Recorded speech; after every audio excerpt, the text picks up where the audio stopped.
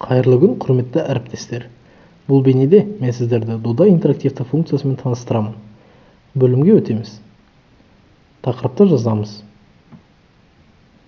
Сұрақтарды құрамыз. Жауап нұсқаларын енгіземіз. Дұрысын белгілейміз.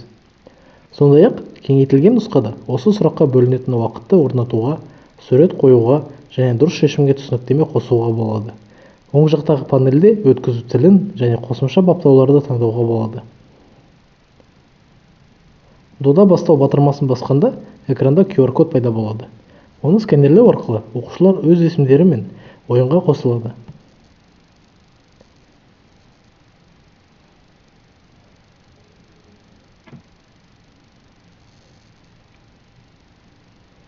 Іске қосылғаннан кейін сұрақтар мен жауап нұсқалары негізгі экранда көрсетіледі. Ал қатысушылар өз құрылғысын түртіп, қажетті жауапты белгілей алады. Ойын аяқталғаннан кейін ең көп ұпай жинаған көшбасшылардың рейтингі шығады. Осымен біздің видео нұсқаулығымыз аяқталады. Назарларыңызға рахмет. Платформамыздың басқа құралдарын да келесі видеоларда зерттеңіздер. Вонг әлемінде жаңа кездескенше.